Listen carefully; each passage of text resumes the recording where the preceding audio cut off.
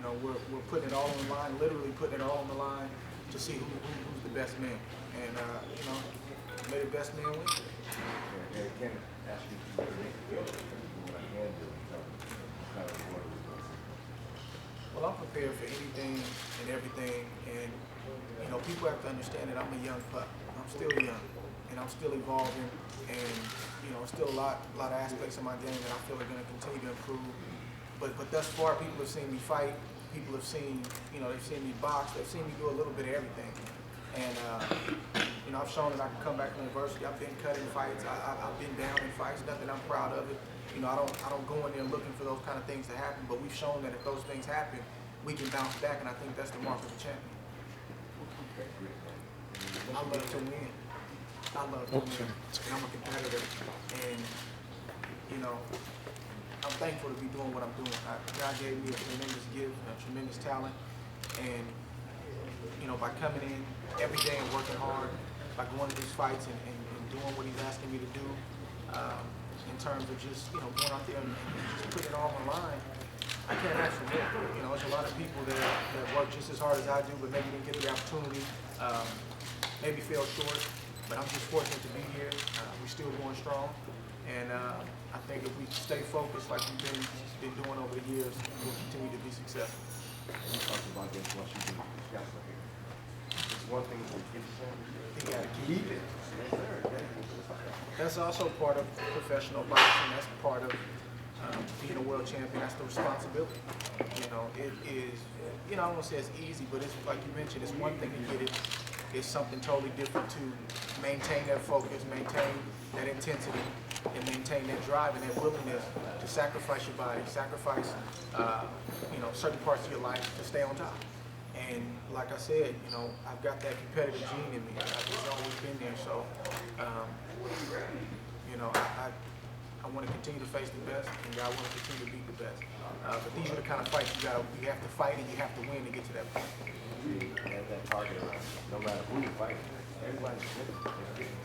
Well, it's funny because everybody keeps saying that I have a target on me, but I got targets on certain guys. So I guess everybody's out there hunting, you know. So I always seem to be a guy that's being hunted, but you know, I got that mentality where, you know, I'm trying to go get something as well. I provide and support my family through boxing, and I take the game serious. And you know, an old fighter once told me that if you respect the game of boxing, meaning if you prepare the right way, you don't cheat, you don't cut corners, the sport will always respect you, and that's what I try to do. And that's what I try to maintain. Last thing, so the fans here, like, you want to talk to you, what are your words? How you appreciate them? Well, I love the fans, and I appreciate the fans, even beyond what the media sees, because, you know, I live in the Bay Area, so I run into people all the time and see the mothers, the fathers, the young kids, you know, ex-fighters come up and tell me that, you know, keep doing what I'm doing, they appreciate you, they got my support. I mean, that's what it's all about. And then for them, especially in these economic times, to sacrifice and go buy a ticket and to come out and support is a huge deal. It's a big deal. I don't take that lightly, and I love the fans, I appreciate them, and I can't do what I do without them. One thing I'm going to throw in there, as we all know, and you've seen recently how Dawson and his promoter Gary Shaw have spoken out about having to come to Oakland because they wanted to go to Atlantic City. But this was something that Andre wanted to really bring what we call the Super Bowl of boxing, and this is one of the biggest fights of 2012. Andre wanted to reward his fans, so you know that's what we're doing in Oakland. It's not for an edge. It's not for the. It's about rewarding the fans, having 19,000 strong out there cheering their lungs out. Barry has a championship tradition. It's been a while since we had some NBA and NFL and baseball, but we've had a champion in boxing. Well, we want a few Bay Area champions, just not Andre Ward. We want those Raiders, 49ers, even the Giants are beating our Dodgers out in LA, and the Yankees are one of the hottest teams. So Andre Ward's leading the pack though right now.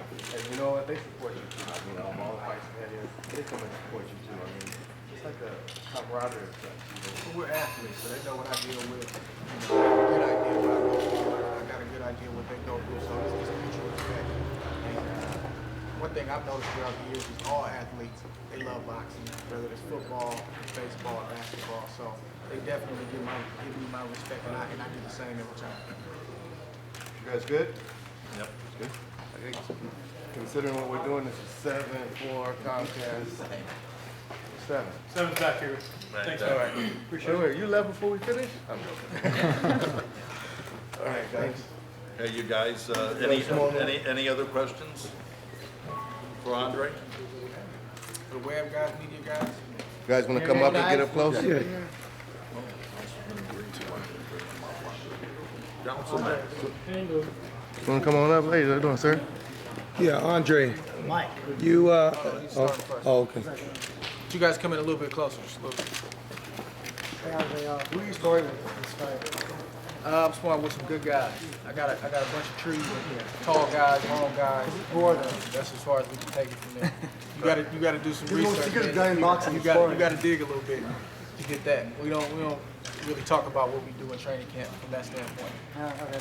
Yeah. I don't think it matters. You're not going to lose it. Next question.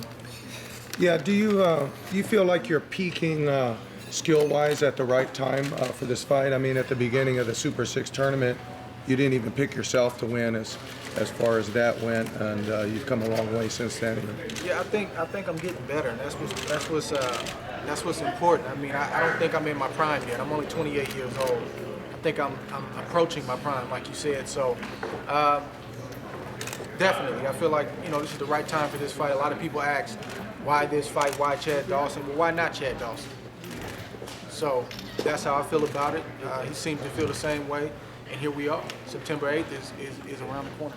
And now Froch is now the IBF champ at super middleweight and the #1 ranked, and but you got your eyes set on the light heavyweight division as well. Would you be interested in that fight coming down the road, or? With Froch? Yeah. Yeah, all of those options are options. It's nothing is off the table. In this sport, anything is an option. So you just you stay focused on what's in front of you, which I always do. And a guy told me that the other day that if you beat Dawson, there's nobody out there. There's always somebody out there.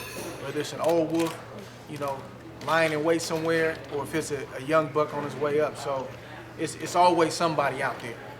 So, Andre, everyone was saying that you didn't want to play Brute before. Do you think Froch kind of vindicated that, taking care of him so easily? I didn't talk down about Brute. I never said I wouldn't fight Brute. The facts of the matter is I said that he should fight somebody. Sometimes in this sport, it's all about the physical. People want you to go in there and just put it on the line, blood, sweat, and tears, and they don't want you to think outside the ring. Well, me and my team, we put our head together, and we figured, the fight would be even bigger if he showed his worth against an A-class level fighter. And he had his opportunity against Carl Froch. He fell short. I take nothing away from Brute. You got to take your hat off to the man for coming right back and going straight at Carl Froch again. And that's not a fight that's off the table. If he vindicates himself against Carl Froch, he's right back in the mix. So we never refuse to fight. Thanks. Oh yeah. When you fought Froch, you told me you didn't want to stay on the end of his punches, and you worked your game plan to a T, and you smothered him. I mean, he couldn't do anything. You bowled him around the ring. But Chad Dawson kind of presents a different set of circumstances in that he's quicker fisted. He's able to punch short. What kind of adjustments do you see yourself making, and are you approaching this with a more varied game plan as opposed to any other fighter you fought before? I don't know. Yeah, it's just different. I mean, it's different. He's different height, different reach, different style. But each fight is like that, And if you want to be a great in this sport, you have to learn to adjust. And you gotta, if you look at the fight with, Zab Judah and Floyd Mayweather, the first 6 rounds was tight, but then you see you see Floyd pull away second half of the fight. You see the fight with Gotti, Floyd goes out there from round 1, and it's no contest. Every fight is different, but you got to stay focused, you got to stay poised, and you keep finding a way. You find a way, and that's what I plan on doing in this fight. Just because Chad Dawson has got a height and a reach advantage, because Chad Dawson has beat, this guy and that guy. From a media standpoint, you guys may be wowed by that stuff, but I'm not. I respect it, but I'm coming September 8th to get something and to keep something, and that's all I'm focused on. Let me ask you this. You haven't fought for a year, but obviously feel prepared. It's been 8 months. 8 months, almost here. Do you kind of wish that you had taken another fight in between this, or rather than go straight into the fight with Dawson and Southpaw? My body needed a rest, number one. Come off of 2 years of grueling fights back to back. I had a lot of injuries leading up to the Froch fight that we didn't talk about, and that was just from the grind. You know, it's not just the fight that we have to deal with. We have to deal with the training camp. So I needed that rest physically, mentally. Chad has had a fight in between against Bernard. This isn't the first time I've been off 8 or 9 months. Shouldn't be a problem. I don't abuse my body. I stay in shape. And, you know, I think I got youth on my side. I'm not 35, 36, 37. So it shouldn't be a problem come September 8th. One more question. Chad, at times you can visibly frustrate him in the ring. He get where he gets tentative, or he just gets out of his game plan. He doesn't let his hands go where he's at his best. Is that part of maybe your game plan to throw him off? For me, regardless of Chad Dawson's highs and lows in the fight, when that bell rings, and even now, 3 weeks out, I'm locked in. And that's going to be the difference in this fight. You know, again, they're making a lot of noise about advantages, and you know, Chad Dawson's trainer said if you take 10 of Chad Dawson's combinations and 10 of Andre Ward's combinations, Chad's are way prettier. Well, there's nothing pretty going to be about this fight. And that's what it boils down to. It's about getting my hand raised and like I keep saying, finding a way to get it done. And the biggest mistake that Team Dawson is making is when they look at the tape, nothing jumps out at them. Nothing impresses them. And they don't think much of it. And, you know, his trainer has done his job in trying to make it seem like he's the underdog. Well, you know, I don't look at odds, so I don't know who's the underdog and who's supposed to win this fight. But I do know that they don't think much of me based on what they've said, and we've used that in my preparation. And they've given me some superficial compliments because they have to, but they really don't think much of me. But, you know, obviously, you know, I got an opportunity to change that when the bell rings September 8th. Andre, how is it different being the favorite now in all your fights? I have no idea who's the favorite. Honestly. No one's picking Chad Dawson, I'll tell you right now. I couldn't tell you, but go ahead. I'm telling you, no one's picking him. I've talked to him. But everyone, you know, people used to pick against you when you're fighting Kessler. Is it different now, being, you know, the guy and the man? I'm not the guy. You are the guy. I'm not. I'm really not. And that's not something I'm just telling myself either. I mean, I'm gonna give you a glimpse from my perspective as the athlete. You're a 3-1 favorite. I don't bet. I don't know nothing about. I don't even know how the odds work. I don't. Someone puts $1,000 on Chad, they win $3,000. Yeah, that's good. That's a great thing. How much do they lose? Yeah. I can tell them don't bet on Chad. That's what I can tell them. But I don't. You know, I don't look at it like that, man. I'm like in another world as an athlete. My mind is just different. So I can look at something as simple as, you know, a reporter can ask me a certain question, and just that one question can fuel me. Say, man, they still don't believe it. They still don't believe it. Of course, they have to give you a certain amount of respect when you win. But then it's the questions that come with it. But what about this? What about that? What about this? And what about... Those are the things that fuel me. I'm not concerned about who's the favorite, because I know that means nothing. I mean, that means nothing in a boxing ring. So I'm insulated when it comes to that kind of stuff, and I always feel like the underdog. I always feel like there's something to prove. So you have a chip on your shoulder still from going back to like fighting Kessler. Yeah. Same chip, yeah. Andre, is there a change in focus, or is there more focus at the fights in Oakland? Is there an advantage to that, or how do you feel about that? That's a good thing, man. It's a good thing. It's a short ride to the arena. It's a short ride home. From that standpoint, but Especially if you win. yeah, you still gotta go out there and perform. And you know, I probably say it's probably more pressure for the hometown fighter because you don't just have general fans in a pocket of your fans here and a pocket of his. You got fans that want to see you perform. So. It comes with the territory. You know, you got to have a different type of focus when you fight at home, and we will have that focus. We run a pretty tight ship when it comes to tickets and family and this and that. And my family and friends, they know how it goes, just from being around me over the years. So I don't think distractions would be a problem. I'm just looking forward to putting on a tremendous show September 8th. Ward, what's your weight right now? I What's your can't weight tell you that, but I'm right now. Are you ever going to move up? Or are you always I going would to stay love at this to. weight class? Yeah, I would love to, man. I think I don't know how much longer I'm gonna be at 68. Yeah, that's what But you know, I would love to be a multi-divisional champion here. But my weight is right where it needs to be. no problem. No problem. You know what, people, I was just going back to what he said. People talk about fighting at home. There's a lot more pressure fighting at home because you're still not around your family. There's still a lot of sacrifices that you're having to make being here at home. Absolutely. I would have loved for my family to be here today, but you know, it's a work day.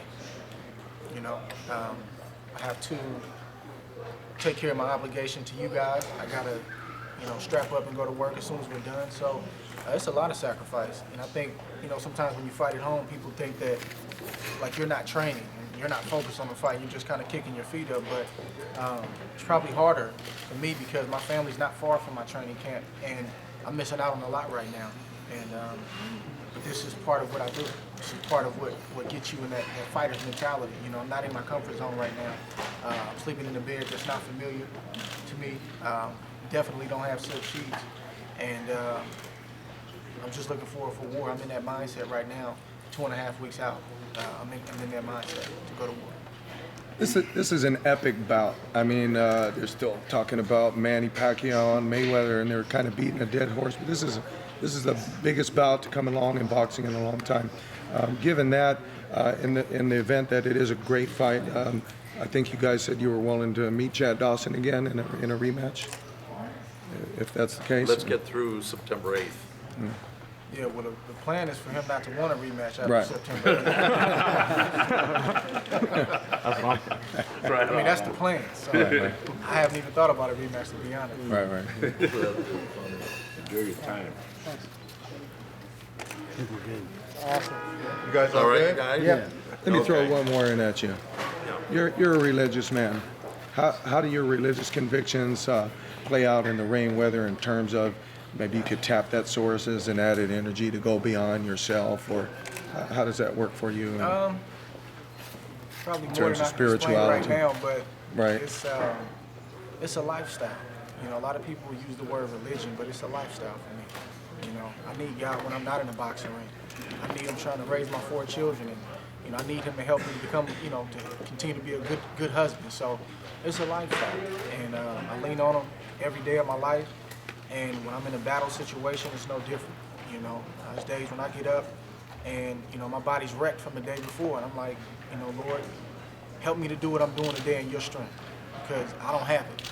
And we somehow, some way we get through it, and I give Him the glory for it. So it's a lifestyle, you know. It's not really just a set of rules that I follow just to, you know, kind of feel good about myself. It's a lifestyle. I live this thing. And